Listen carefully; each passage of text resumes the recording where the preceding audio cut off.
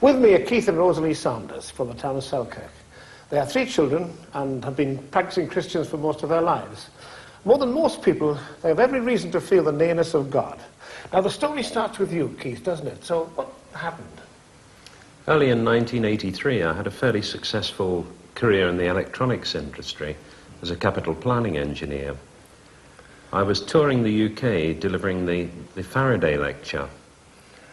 At the 7th venue, I was actually undertaking an interview, a television interview, when suddenly I collapsed with a subarachnoid hemorrhhage. That's tremendous. So that paralysed you all down one side? I was paralysed down my left side, that's correct. So how did you feel when this happened then, Rosalie? I felt quite upset naturally, but I trusted in the Lord that somehow he would see me through. And at that time I tried to bargain with the Lord and say, you know, if you healed Keith, your rating in Selkirk would go up 100%. But I got no peace, and I felt that if Abraham could give Isaac, then I handed Keith over to the Lord, and peace came into my heart, and I felt like a warm cloak of feathers just descended on my shoulders. And it says somewhere in one of the Psalms, I think it's 91, that the Lord will give you this cloak of feathers, and he will be your refuge. I was given something in the region about a 20% chance of surviving the night before the first operation to face surgery.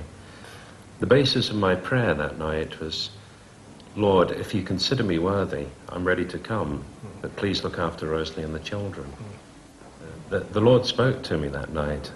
He told me that he's got a lot more work for me to do in this life yet. Unfortunately, you were made redundant. Your job was redundant. That's correct. So how did you feel then? When he was made redundant, you mean? Well, I think by that time we've learned to say praise the Lord in all circumstances. It's a bit like sucking the devil in the jaw. If you just trust the Lord and just hand it over to him, he changes the circumstances. And therefore we refuse to let the devil take our peace or our joy or our goods, and he hasn't. How do you see the future? We're still seeking the Lord's will for the family. And we find that we have a ministry to people in trouble. You feel that you can, through your example? Yes, we've got a lot to offer with the Lord's strength. Well, you're doing it tonight on television, telling people